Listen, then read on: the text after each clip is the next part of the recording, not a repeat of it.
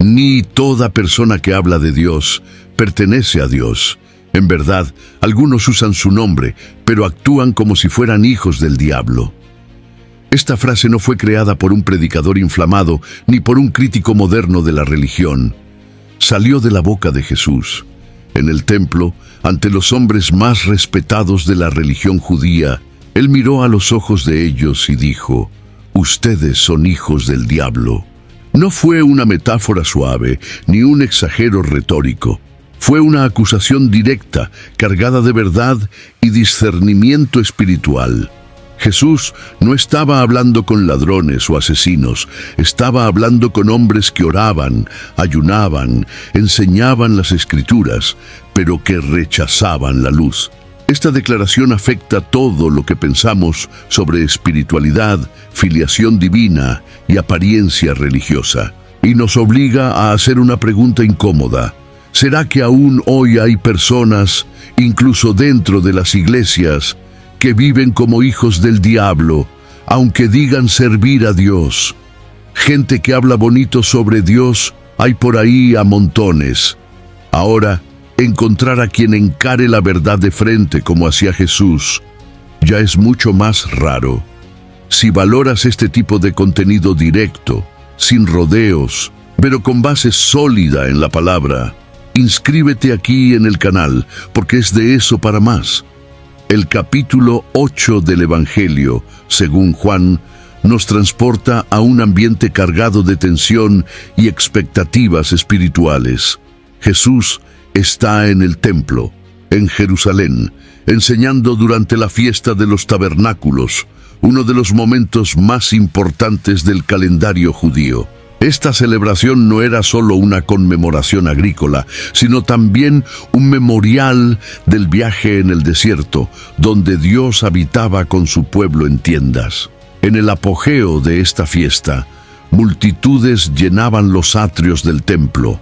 Líderes religiosos se reunían en debates intensos y el pueblo esperaba manifestaciones espirituales. Fue en este contexto que Jesús pronunció algunas de las declaraciones más impactantes de su ministerio y también enfrentó enfrentamientos directos con los fariseos y escribas. Era un momento de profunda revelación, pero también de resistencia creciente por parte de aquellos que no soportaban la luz de la verdad. El enfrentamiento en cuestión ocurre mientras Jesús enseña sobre su origen divino y su misión redentora. Los líderes judíos, al escuchar estas palabras, reaccionan con desconfianza y provocación. Ellos se consideraban herederos legítimos de Abraham y de la alianza con Dios. Su religiosidad estaba marcada por el orgullo genealógico y por el apego a la tradición. Sin embargo, a lo largo de este diálogo, Jesús va minando sus certezas y exponiendo el abismo entre la apariencia religiosa y la realidad espiritual. La tensión crece cuando Él afirma ser la luz del mundo, ofreciendo libertad verdadera a aquellos que permanecieran en su palabra. Sin embargo, los religiosos no soportan la idea de estar esclavizados espiritualmente. Ellos rechazan cualquier sugerencia de que podrían estar distantes de Dios, a pesar de su linaje abrahámico. La cultura judía de la época valoraba profundamente la filiación, no solo en el sentido biológico, sino también espiritual. Decirse hijo de Abraham significaba reclamar un lugar de honor en la historia sagrada. Esto hacía que cualquier acusación de desvío espiritual fuese un insulto casi imperdonable. El enfrentamiento que se inicia entre Jesús y estos líderes no es solo una divergencia doctrinal, sino una batalla de identidades. El Hijo de Dios está frente a aquellos que se consideran hijos de la promesa, pero que actúan en forma contraria al corazón de Dios. Esta tensión entre linaje y práctica, entre herencia y conducta, será el telón de fondo para la explosiva afirmación que Jesús hará en breve. Es importante notar también la valentía con la que Jesús habla. Él no suaviza sus palabras para agradar a la multitud, ni evita el enfrentamiento con los líderes más influyentes de su época. En un tiempo y lugar donde criticar abiertamente a los fariseos podría costar la vida, Jesús se posiciona con autoridad indiscutible. Él sabía que no estaba lidiando solo con divergencias humanas, sino con fuerzas espirituales que operaban detrás de sistemas religiosos que se habían distanciado de la verdad divina. Cada palabra suya era como una hoja que penetraba en la hipocresía y revelaba la necesidad de arrepentimiento. Dentro de este ambiente cargado, Jesús prepara el terreno para una de las declaraciones más duras de todo el Nuevo Testamento. Lo que está a punto de decir no es fruto de ira o provocación, sino de revelación y juicio justo. La verdad no está siendo utilizada como arma de destrucción, sino como instrumento de diagnóstico espiritual. Antes de llamar a sus oyentes hijos del diablo, Jesús expuso la condición de sus corazones, ofreciéndoles la luz y la libertad. Pero al resistirse a la verdad e insistir en su ceguera, revelaron de quién, de hecho, eran hijos. A lo largo del capítulo 8 del Evangelio según Juan, la audiencia de Jesús no es homogénea. Aunque el texto menciona que Él hablaba al pueblo, la tensión creciente revela que había entre los oyentes escribas, fariseos y otros líderes religiosos que deseaban ponerlo a prueba. Esos hombres no estaban allí para aprender, sino para confrontar. Ellos se veían como guardianes de la fe, celosos de la ley, defensores de la tradición. Sin embargo, estaban ciegos por su propia justicia y completamente cerrados a la revelación que Jesús estaba ofreciendo. La presencia de estos religiosos es central para entender el tono del discurso, que empieza pedagógico y termina profético, directo e incluso ofensivo para los estándares de la época. Curiosamente, el texto también menciona que, mientras Jesús hablaba, muchos comenzaron a creer en él. Sin embargo, al mirar los versos siguientes, se percibe que esta fe era superficial y condicional. Cuando Jesús comenzó a hablar sobre libertad espiritual, pecado y la necesidad de permanecer en su palabra, esos mismos creyentes comenzaron a oponerse a lo que oían.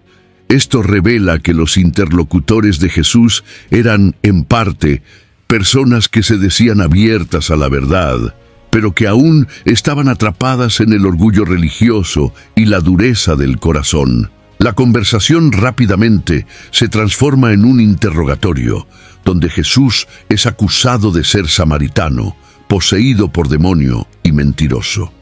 Los líderes judíos se enorgullecían de la herencia de Abraham y constantemente recurrían a eso como base para su identidad espiritual. Ellos creían que por ser descendientes físicos del patriarca estaban automáticamente en alianza con Dios. Pero Jesús desmantela esta lógica al afirmar que, si fueran de hecho hijos de Abraham, actuarían como él.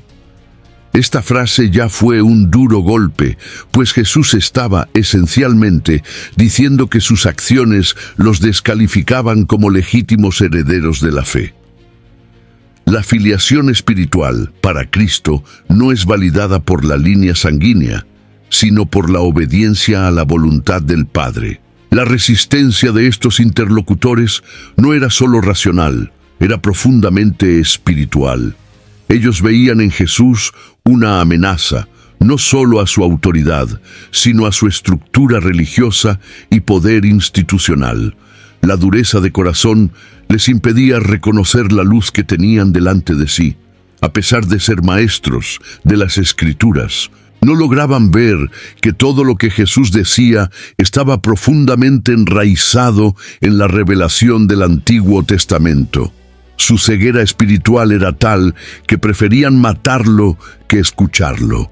Detrás de esta oposición, Jesús veía una realidad aún más grave: la influencia directa del diablo sobre aquellos que debían ser portavoces de Dios. Estos interlocutores aunque vestidos de piedad y tradición, estaban más alineados con el engaño que con la verdad. Su religiosidad no los acercaba a Dios, sino que los mantenía atrapados en un sistema que rechazaba al mismo Mesías. El choque entre lo que ellos profesaban ser y lo que realmente eran fue escandalizado por Jesús. El Evangelio no escatima palabras para mostrar que la incredulidad no es una falta leve, sino un síntoma de algo mucho más profundo, una filiación espiritual incompatible con la luz de Dios. Entre todas las declaraciones hechas por Jesús, pocas causan tanto desconcierto como esta. Cuando Él dice, en Juan capítulo 8, versículo 44, que sus interlocutores son hijos del diablo, Él está yendo más allá de una crítica moral o doctrinal. Está revelando una condición espiritual alarmante. Esa afirmación suena como un juicio final, pero en realidad es la culminación de un diagnóstico progresivo que comenzó con cuestionamientos y advertencias. Jesús no hace esta acusación de forma ligera. Él construye el argumento con base en acciones, actitudes y resistencias. Al rechazar la verdad, al conspirar contra la vida, al oponerse a la luz, ellos están, a los ojos de Dios, mostrando de quién son realmente hijos. Para entender el peso de esta frase, es necesario comprender lo que Jesús quería decir con Padre. En la mentalidad judía, el Padre no es solo aquel que genera físicamente, sino aquel con quien se comparte naturaleza, valores y propósito. Ser hijo de alguien era también adoptar su forma de actuar. Por lo tanto, al decir que esos hombres eran hijos del diablo, Jesús estaba revelando que ellos se habían vuelto parecidos a Él, mentirosos, homicidas, opositores de la verdad. Era una exposición espiritual que desnudaba todas las capas de religiosidad aparente. No era más una cuestión de rituales o descendencia, sino de esencia. El uso del término diablo aquí tiene un peso específico. Jesús no se refiere a un concepto abstracto del mal, sino a la figura real y activa que, desde el principio, se opuso a la voluntad de Dios. Él menciona que el diablo fue homicida desde el principio y que no se mantuvo en la verdad. Al hacer esto, Jesús está conectando a los líderes religiosos con el mismo espíritu que inspiró a Caín a matar a Abel y que movió todas las estructuras de engaño a lo largo de la historia. Ellos estaban, sin darse cuenta, continuando una tradición de rebelión contra Dios. Al colocarse en contra del Hijo, se estaban uniendo a la antigua serpiente que siempre resistió a la luz. Este enfrentamiento directo no tenía como objetivo la humillación, sino el despertar.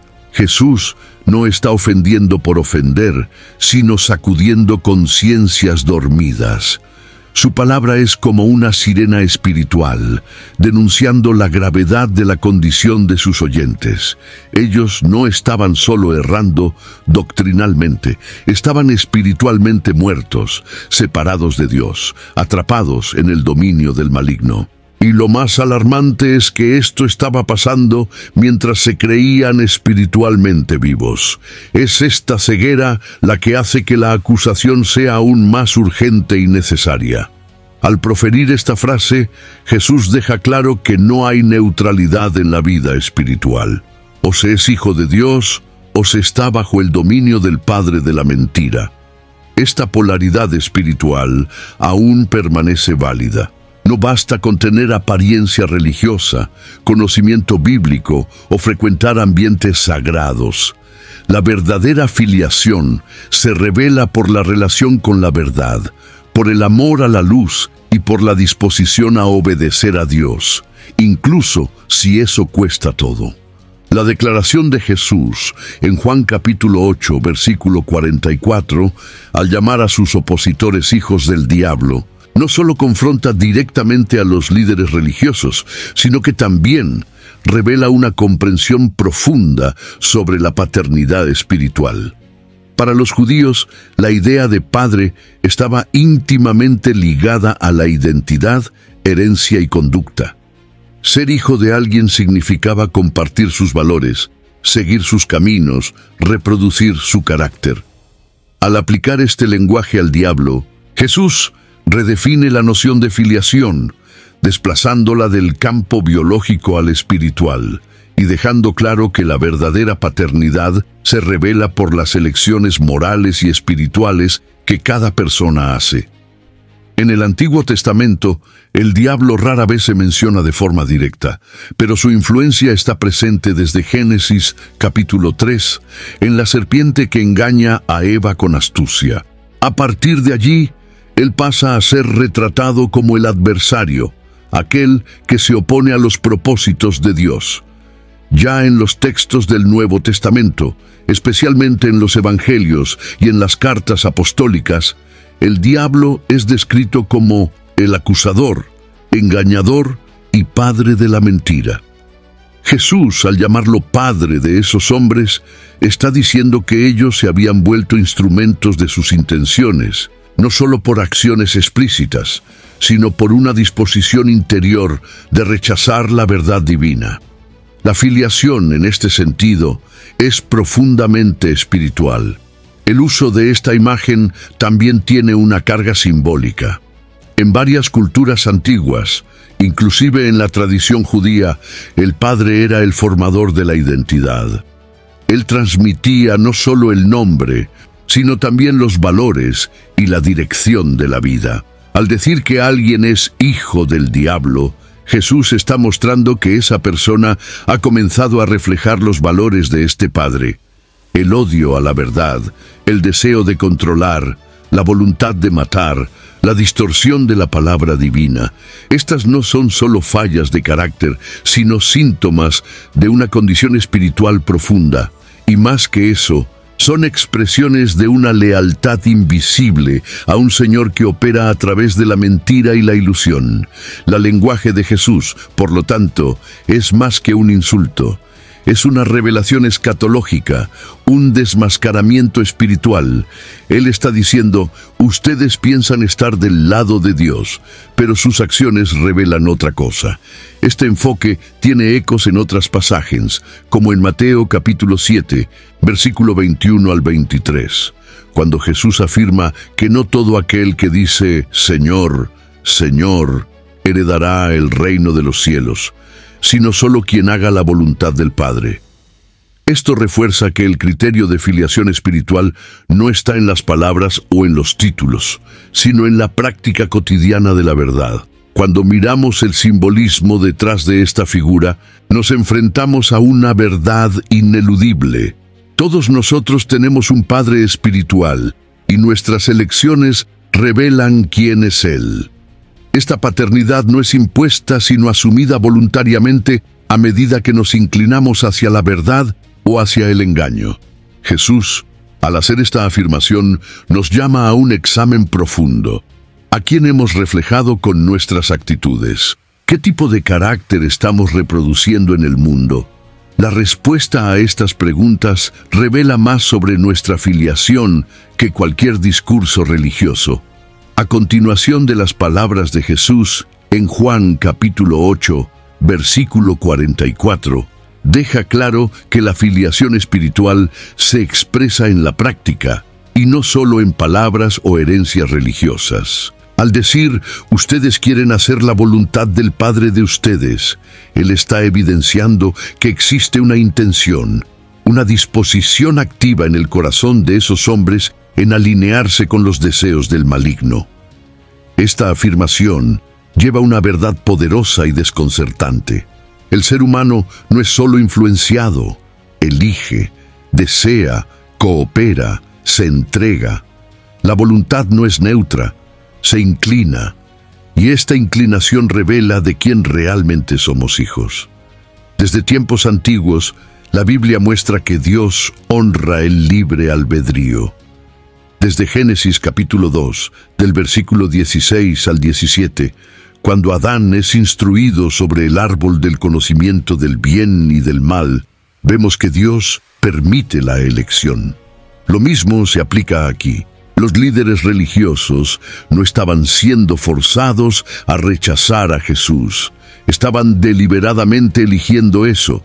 Y esta elección no era solo contra una persona, sino contra la verdad. No querían escuchar, no soportaban ser confrontados, y eso los llevaba a unirse, aunque inconscientemente, al padre de la mentira. Jesús revela que la obediencia es el camino que confirma nuestra identidad espiritual. La voluntad, en este caso, es un indicador de filiación. Es la voluntad que nos lleva a la acción, que moldea nuestras prioridades, que define nuestras lealtades. Cuando alguien decide vivir según los estándares de la mentira, de la hipocresía y del orgullo, esta persona está, por elección propia, acercándose al carácter del diablo. Jesús está diciendo esto de forma directa, sin atenuantes. No hay término medio. O la voluntad está sometida a Dios o será manipulada por el enemigo. Y lo más chocante, esto puede ocurrir dentro de la religión, en medio de la tradición, entre los que más citan las Escrituras. Este es un fuerte alerta para todos los tiempos.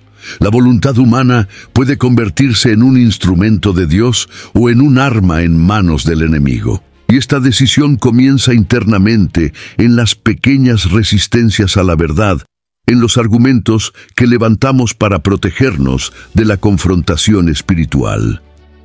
La resistencia a la verdad es muchas veces el inicio de una alianza silenciosa con la mentira.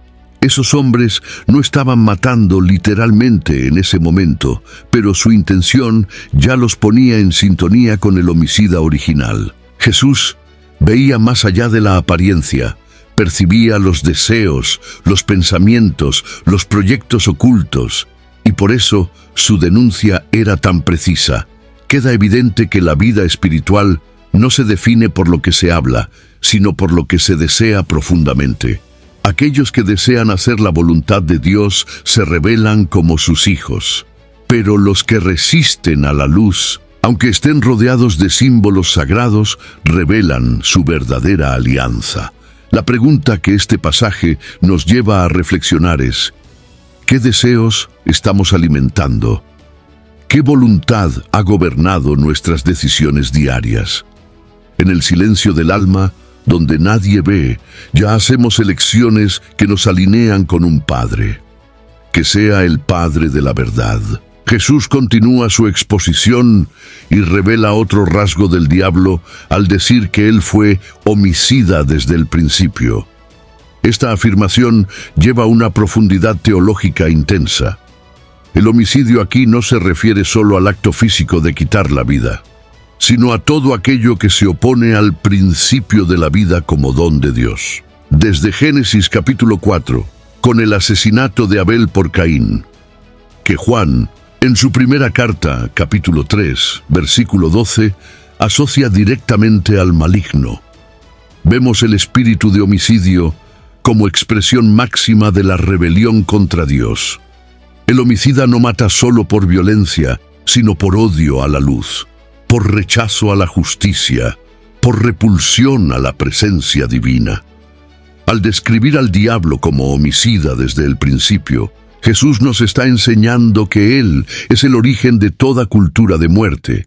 Esto incluye la destrucción de la verdad, el asesinato de reputaciones, el odio al prójimo, la manipulación, la injusticia social, la opresión y toda forma de perversidad que promueve la separación entre los hombres y Dios. Los interlocutores de Jesús quizás no habían cometido un asesinato literal, pero el deseo de eliminar la verdad encarnada en Cristo ya los convertía en participantes de esa misma esencia. Querían silenciar la voz de la justicia, callar al portador de la luz, y este impulso los ponía lado a lado con el espíritu homicida que actúa en la oscuridad. El homicidio en este contexto no es solo la consecuencia de un acto violento, sino el fruto de un corazón que se ha alejado de la verdad. Un corazón que rechaza la luz inevitablemente se convierte en sombra, y de las sombras brotan pensamientos de destrucción, venganza, envidia y orgullo. Los líderes religiosos, al tramar contra Jesús, demostraban que, aunque eran maestros de la ley, estaban espiritualmente muertos. La ley que debía apuntar hacia la vida había sido transformada por ellos en instrumento de condenación. No defendían la justicia, defendían el sistema que los mantenía en el poder. Y eso costaría la vida del Hijo de Dios. Esta afirmación de Jesús también nos alerta sobre el poder del odio en ambientes religiosos.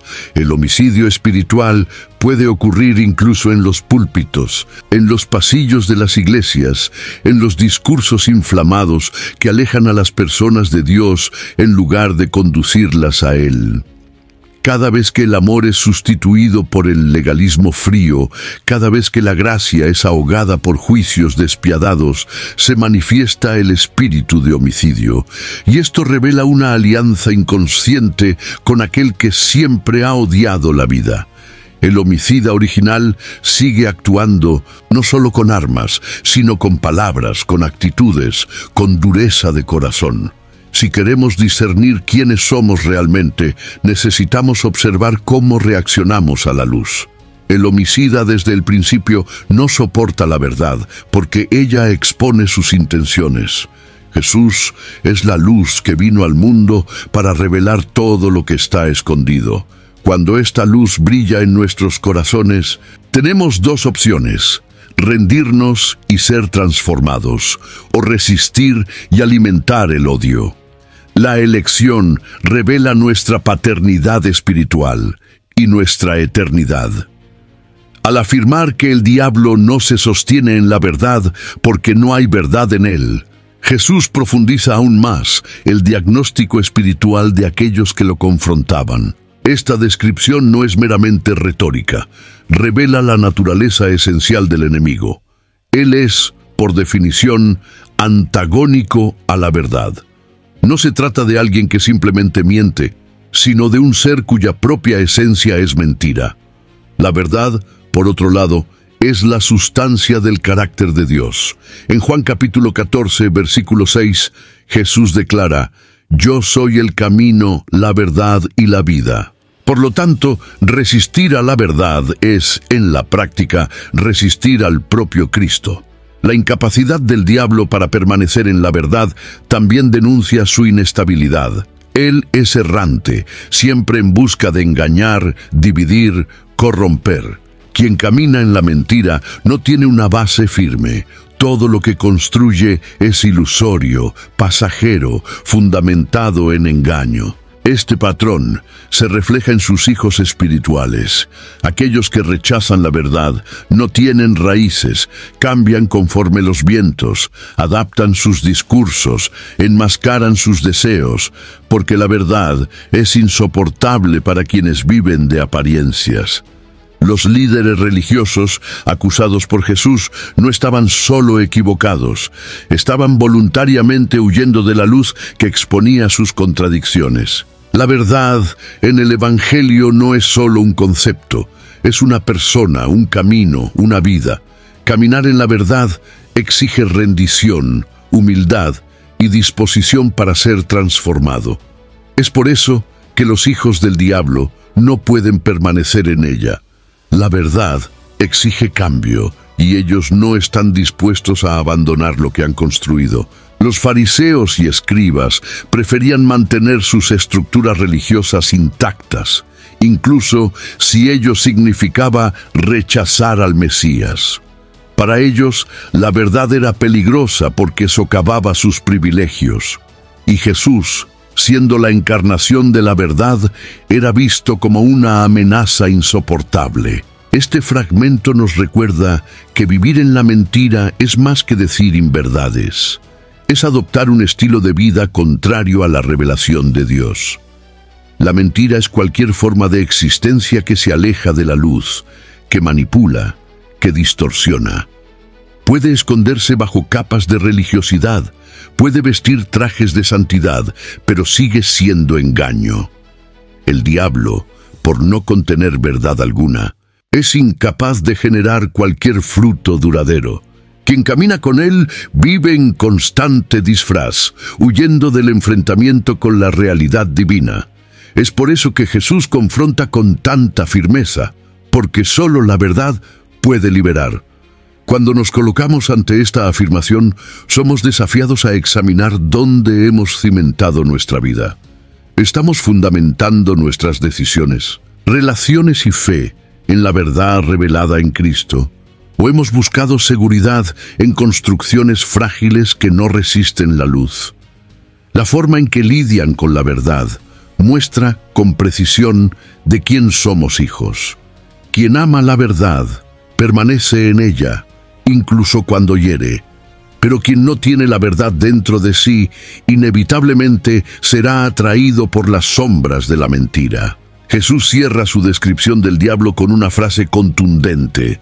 Cuando él miente, habla de lo que le es propio, porque es mentiroso y padre de la mentira. Aquí, él está delineando la génesis del engaño. El diablo no solo inventa mentiras, él es el origen de todas ellas. La mentira nace en él, fluye de él, encuentra en él su primer hogar. Y toda mentira, por pequeña que parezca, lleva su firma. Esta expresión de Jesús nos obliga a mirar con seriedad el impacto espiritual del engaño en nuestra vida cotidiana. No se trata solo de evitar la falsedad obvia, sino de rechazar toda forma de desviación de la verdad de Dios. Desde el Edén, la estrategia del diablo ha estado basada en la distorsión.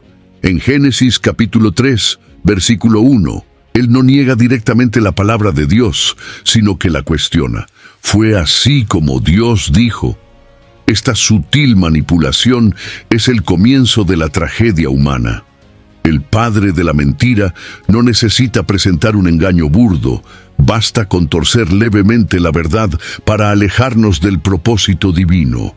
Vivir fuera de la verdad de Dios, por tanto, es más que vivir en el error evidente. Es aceptar verdades parciales, doctrinas corrompidas, medias verdades que con el tiempo nos conducen al error completo. Las implicaciones de esto son inmensas. Un corazón que tolera la mentira va, poco a poco, alejándose de la luz. Mentiras sobre uno mismo, sobre los demás, sobre Dios, sobre el mundo, todas colaboran para la formación de una mente oscurecida. Pablo, en su carta a los Romanos, capítulo 1, versículo 25, denuncia a los que cambiaron la verdad de Dios en mentira y honraron y sirvieron más a la criatura que al Creador. Esta es la gran operación del padre de la mentira: invertir las prioridades, pervertir el amor, confundir la conciencia. Y cuando eso ocurre, la mentira deja de ser un discurso y se convierte en una cultura. Quien vive fuera de la verdad de Dios inevitablemente entra en un ciclo de autodefraudación. Comienza justificando pequeños desvíos, luego pasa a ignorar alertas de la conciencia y termina rebelándose contra cualquier confrontación con la verdad. Fue exactamente lo que ocurrió con los opositores de Jesús.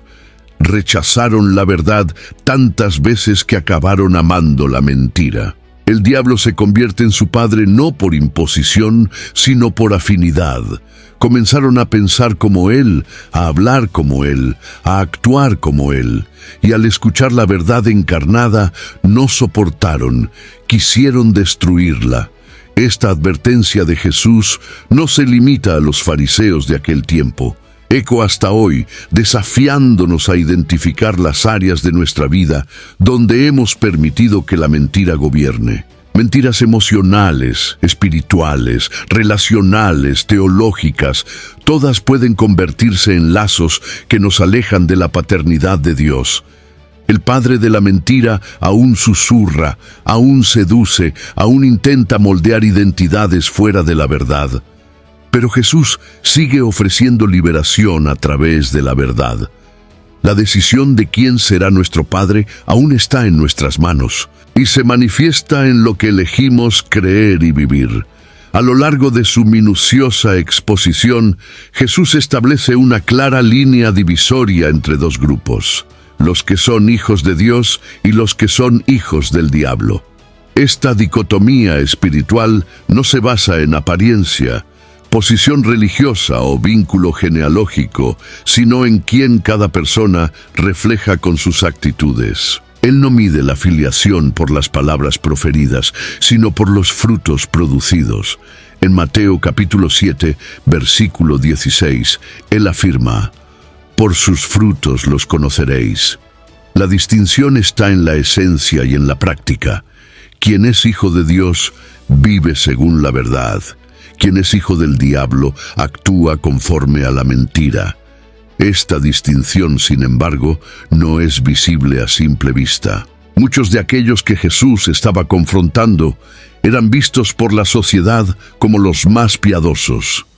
Estaban en los lugares de honor, oraban en voz alta, ayunaban públicamente, conocían las Escrituras. Pero Jesús veía más allá de la cáscara.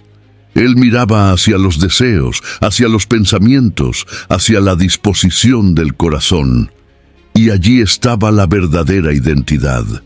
Ellos rechazaban la verdad, no soportaban la luz, conspiraban contra la justicia, y todo esto los identificaba espiritualmente como hijos de otro padre. La separación entre los dos grupos tiene también consecuencias eternas. Juan, en su primera carta, capítulo 3, versículo 10, dice: «En esto son manifiestos los hijos de Dios y los hijos del diablo. Todo aquel que no practica la justicia y no ama a su hermano, no es de Dios».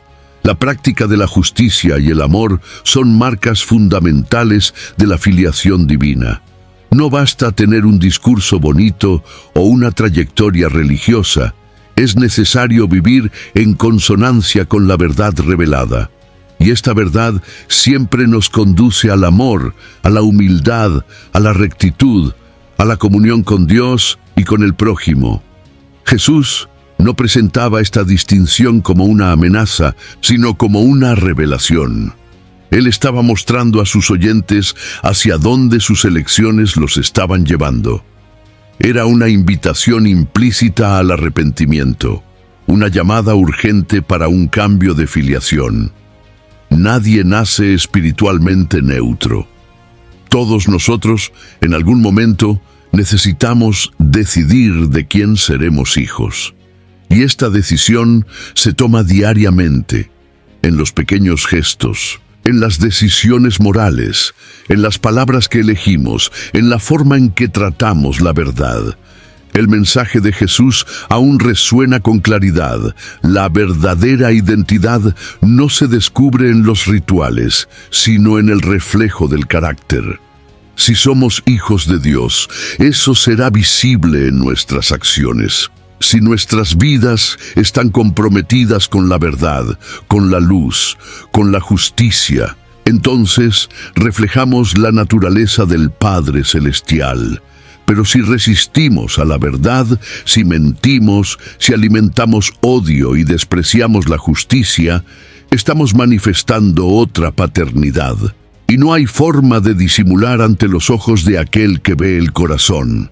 La declaración de Jesús en el Evangelio de Juan, capítulo 8, va mucho más allá de un enfrentamiento momentáneo. Toca algo que es vital para toda la existencia humana, la identidad espiritual. Cuando Él dice que esos hombres son hijos del diablo, está revelando que la filiación espiritual no es solo una cuestión teórica o simbólica, sino una realidad profunda con consecuencias eternas. La manera en que una persona vive, piensa y reacciona a la verdad determina su conexión con Dios o su alienación de Él. Identidad y filiación, a los ojos del cielo, no son definidos por títulos o ceremonias, sino por una conexión viva y práctica con la verdad y la justicia. Desde el principio, Dios siempre ha deseado formar para sí un pueblo que lleve su nombre y refleje su carácter. En Deuteronomio capítulo 14, versículo 2, leemos: «Porque eres pueblo santo al Señor tu Dios, y el Señor te eligió para que fueras su pueblo propio». La identidad como pueblo de Dios siempre ha estado ligada a la obediencia, santidad y comunión con el Creador. Cuando Jesús confronta a los líderes religiosos, Él está señalando la ruptura de este vínculo, no por parte de Dios, sino por parte de aquellos que deberían representarlo. La filiación al diablo, en este caso, es la consecuencia de un rechazo continuo a la verdad y al arrepentimiento. La consecuencia de esta filiación no se limita al tiempo presente, define el destino eterno. Jesús advirtió en Mateo capítulo 13, versículo 41 al 43, que los hijos del maligno serían separados al final de los tiempos y los justos resplandecerían en el reino del Padre. Esta distinción, ya mencionada en el enfrentamiento con los fariseos, será plenamente revelada en el juicio final. La identidad espiritual, por lo tanto, no es solo una etiqueta religiosa, sino una marca eterna. Y se forja aquí y ahora, en las elecciones que hacemos, en la verdad que abrazamos, en el señorío que reconocemos. La fuerza de la declaración de Jesús radica en su claridad. Él no está diciendo que esos hombres son simplemente infieles o desviados. Está diciendo que hay una filiación real, una identidad asumida a través de las acciones. Lo que hace este momento aún más notable es que Él no estaba hablando con gentiles o paganos, sino con aquellos que se consideraban el pueblo de Dios. Esto sirve como advertencia para todos nosotros. Es posible estar rodeado por elementos sagrados y aún así pertenecer espiritualmente a otro padre. La apariencia puede engañar a los hombres, pero no engaña al Cristo que sondea corazones. Ante esto, cada uno de nosotros es invitado a reflexionar. ¿Quiénes somos realmente? ¿De quién hemos reflejado los valores, el carácter, la voz? Nuestra identidad espiritual no se resume a lo que decimos de nosotros mismos, sino a lo que revelamos con nuestras actitudes. Hijos de Dios se mueven en verdad, amor, humildad y justicia. Hijos del diablo se alimentan de orgullo, mentira, división y dureza. No existe una tercera opción, y esta es una de las verdades más serias que Jesús ha pronunciado. Lo que Jesús dijo a los fariseos no quedó atrapado en el pasado. Sus palabras atraviesan los siglos y continúan resonando con la misma fuerza. La realidad de actuar como hijos del diablo no está restringida a los líderes religiosos de Jerusalén. Se manifiesta también en nuestros días. La mentira, el odio a la verdad, el espíritu de división, la frialdad espiritual, la falsedad revestida de religiosidad, aún están activos en medio de la sociedad e incluso dentro de ambientes cristianos. El problema no es solo externo al cristianismo, también está presente donde debería encontrarse luz. Pablo, escribiendo a Timoteo en su segunda carta, capítulo 3, versículo 5, describe un tipo de personas que tendrían apariencia de piedad, pero negarían la eficacia de ella. Esto muestra que no es la religiosidad exterior lo que define la espiritualidad de alguien. Es posible asistir a iglesias, citar versículos, usar lenguaje cristiano y aún así actuar con el espíritu del padre de la mentira.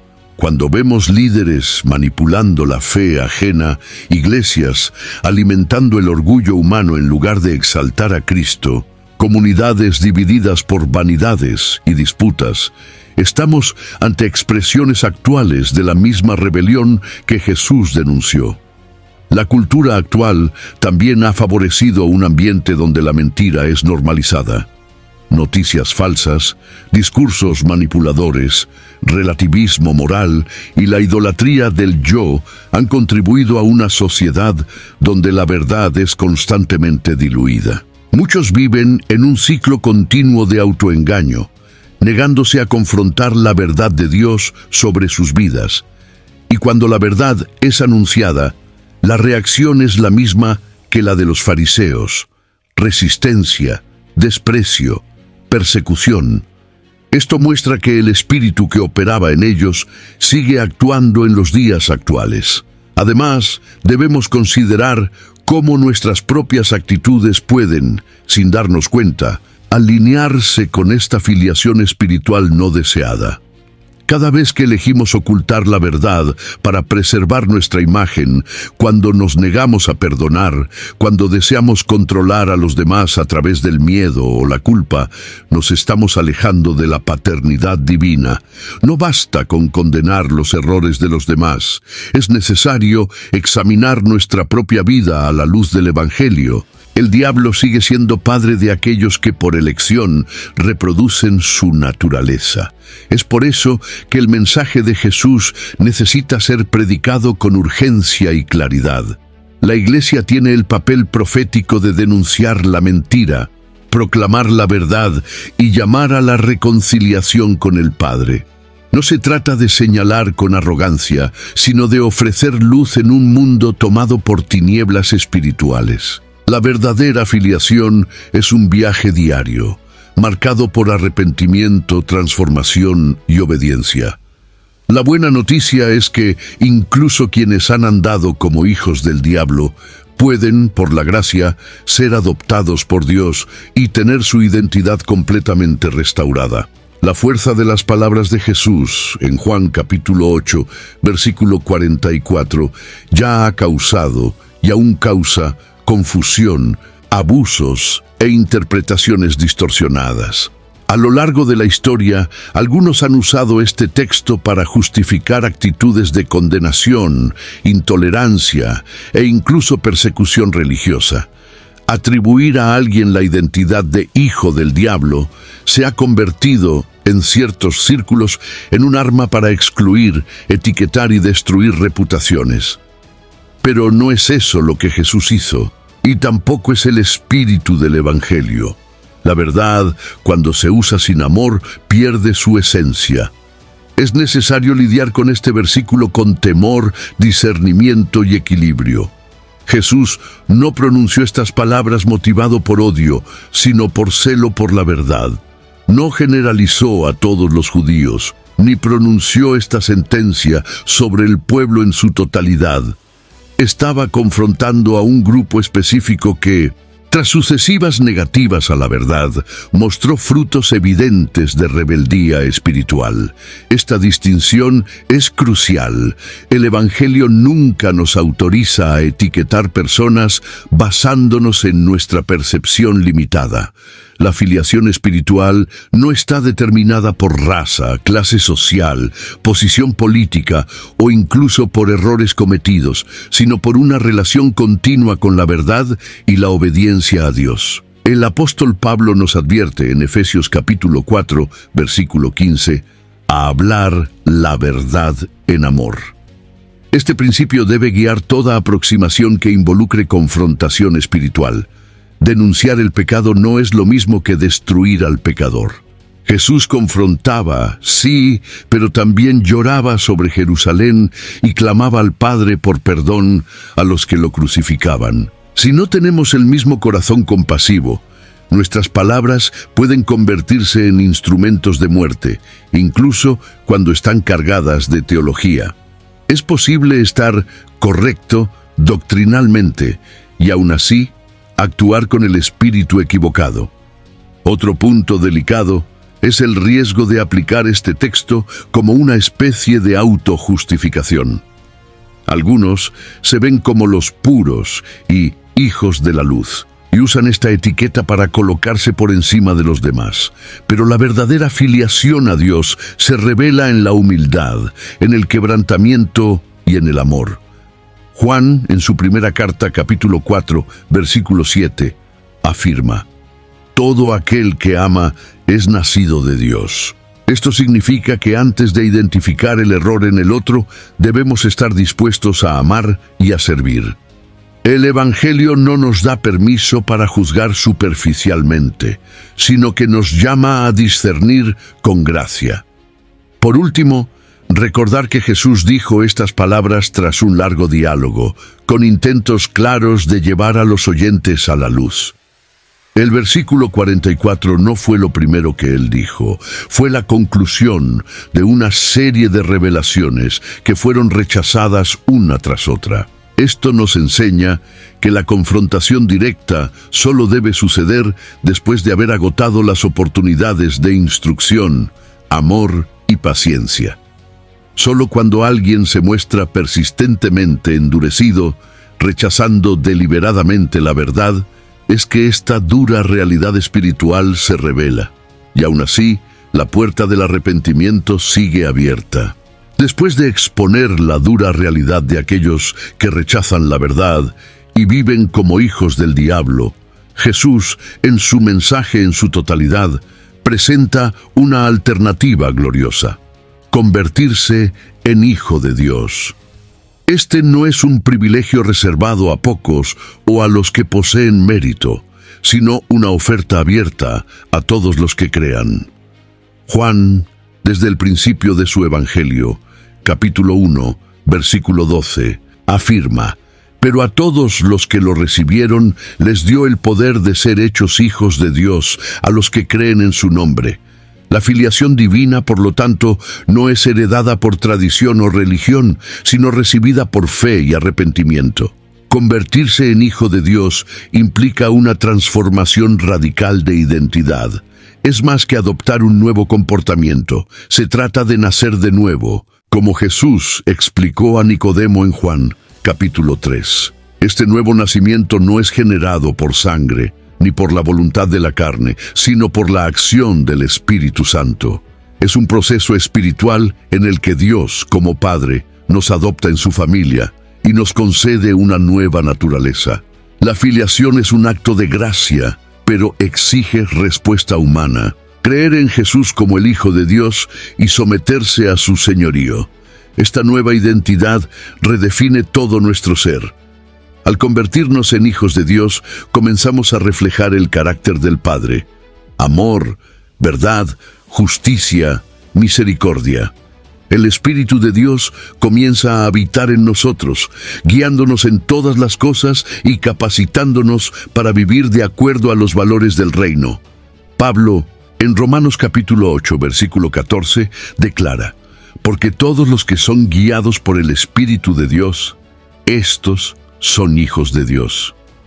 La evidencia de la filiación, por lo tanto, no está solo en la confesión, sino en la conducción.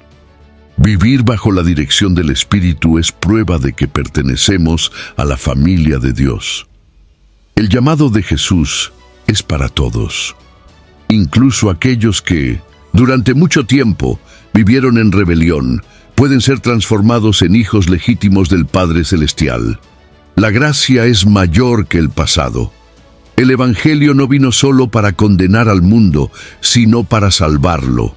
Y esta salvación comienza cuando el hombre reconoce su condición y responde al llamado de Dios.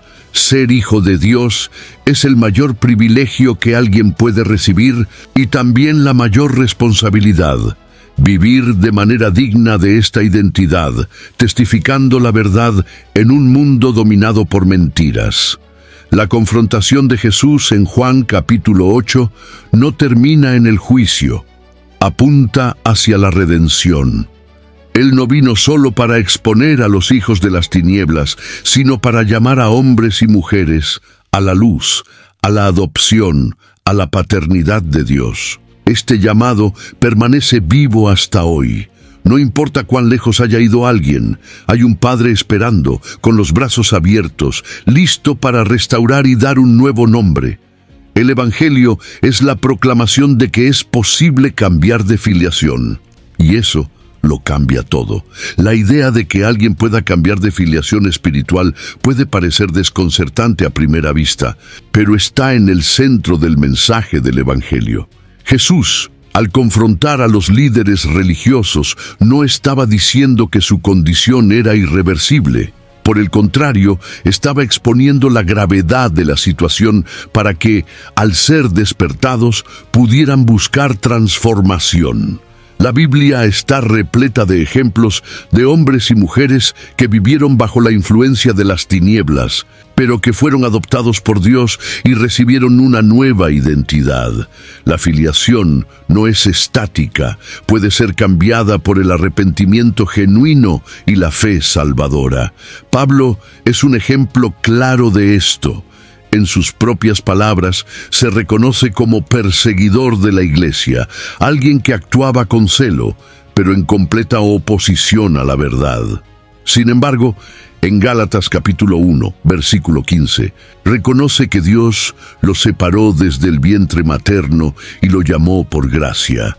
Aquel que antes respiraba amenazas y muerte se convirtió en un hijo amado, apóstol de la verdad, siervo de Cristo. Esto demuestra que, incluso cuando alguien camina bajo la influencia del padre de la mentira, la gracia de Dios es lo suficientemente poderosa como para interrumpir ese ciclo y redirigir el destino.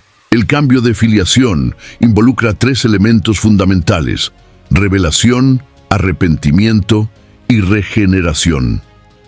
Primero, el Espíritu Santo revela la condición espiritual de la persona, como Jesús hizo con los fariseos. Luego viene el arrepentimiento, que es el reconocimiento profundo de la necesidad de cambio.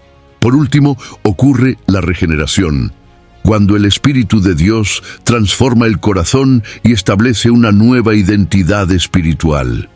Este proceso no es místico ni inaccesible, está disponible para todo aquel que cree. Como afirmó Juan en su primera carta, capítulo 3, versículo 9. Todo aquel que es nacido de Dios no vive en la práctica del pecado.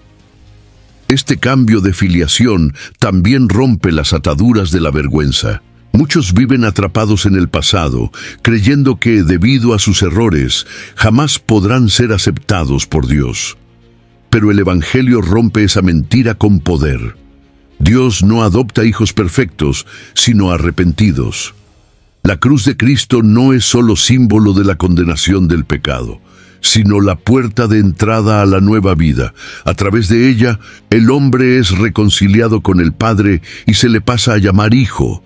Esto no es solo un título, sino una posición de intimidad, herencia y comunión. Este cambio también implica un nuevo estilo de vida.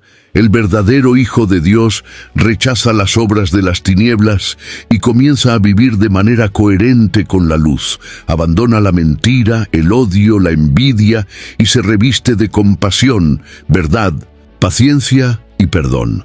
La filiación espiritual, por lo tanto, no es invisible. Se evidencia en cada aspecto de la vida. De hijos del diablo, engañados y destructores, pasamos a ser hijos del Padre, ministros de la reconciliación, agentes de la paz. No hay narrativa más poderosa que esta. Donde abundó el pecado, superabundó la gracia. La filiación espiritual no se proclama con palabras, sino que se revela a través de la vida. Jesús dejó claro que los verdaderos hijos de Dios son aquellos que permanecen en su palabra y andan en la verdad. En Juan capítulo 8, versículo 31, Él afirma: «Si vosotros permaneciereis en mi palabra, verdaderamente seréis mis discípulos».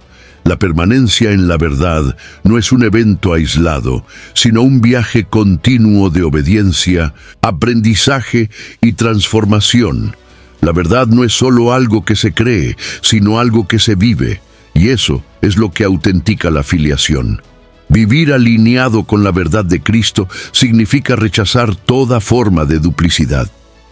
El verdadero Hijo de Dios no vive en conflicto entre la luz y las tinieblas. Él tiene un corazón indiviso que desea agradar al Padre en todas las cosas. Esto no significa perfección, sino integridad.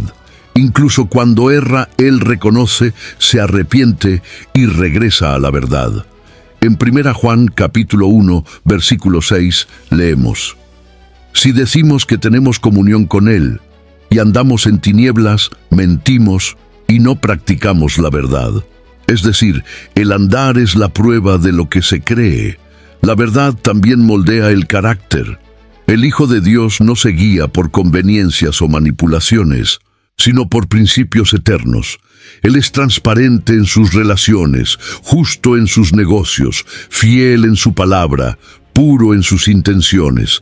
Donde el mundo valora el éxito a cualquier costo, Él elige la integridad. Donde el ambiente favorece el engaño, Él opta por la verdad, incluso si eso tiene un costo. La vida del Hijo de Dios se convierte, entonces, en un mensaje vivo de la verdad que Él lleva dentro de sí. Además, la verdad trae libertad. Aún en Juan capítulo 8, versículo 32, Jesús declara: «Y conoceréis la verdad, y la verdad os libertará». El Hijo de Dios no vive más esclavizado por mentiras interiores, por pecados ocultos, por identidades distorsionadas. Él camina en libertad porque conoce a su Padre, sabe quién es y no necesita probar nada más al mundo. Él no se define por títulos, ni por aplausos, ni por cifras. Su identidad está segura en el amor del Padre y en la verdad del Evangelio. Vivir en la verdad es, por lo tanto, el mayor testimonio de filiación. No es gritar en las calles que se es cristiano, sino vivir de manera coherente con aquello que Cristo enseñó. La luz que emana de la vida de quien permanece en la verdad se convierte en un faro en medio de las tinieblas, y esa luz es irresistible. A través de ella, otros serán atraídos al Padre. El verdadero Hijo de Dios no necesita probar nada. Su vida ya revela a quién pertenece. Ser hijo de Dios no es solo un privilegio, también es una fuente inagotable de esperanza y un llamado con propósito. La paternidad divina no nos ofrece solo identidad, sino dirección. Aquellos que han sido adoptados por el Padre no viven más a la deriva ni atrapados en el pasado. Ahora tienen un hogar, un destino y un propósito que trasciende esta vida. En Romanos capítulo 8, versículo 17, Pablo declara que si somos hijos, también somos herederos, herederos de Dios y coherederos con Cristo. Esta herencia espiritual apunta a un futuro glorioso, pero también a una misión presente. La esperanza de pertenecer a la familia de Dios nos libera del miedo. No necesitamos vivir tratando de conquistar valor o probar que merecemos amor. El Padre ya nos amó cuando aún éramos pecadores, como revela Romanos capítulo 5, versículo 8. Esta certeza nos consuela en las tribulaciones, nos sostiene en las incertidumbres y nos impulsa a vivir con valentía. El Hijo de Dios no es un huérfano espiritual.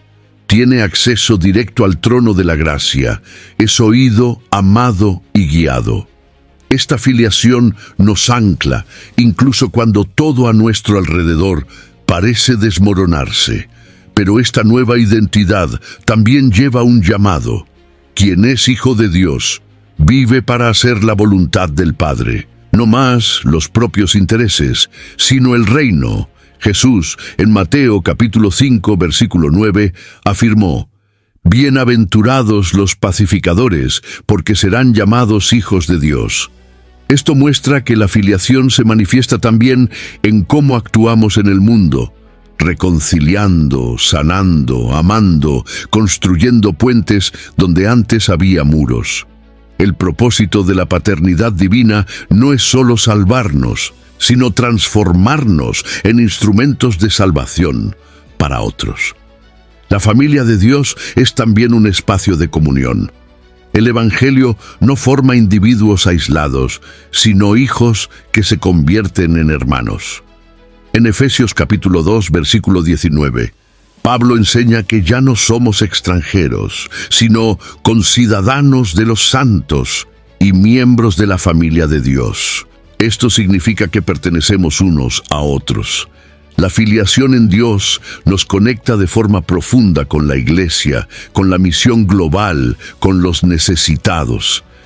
Cada hijo lleva en sí una parte del corazón del Padre y juntos revelamos su imagen al mundo.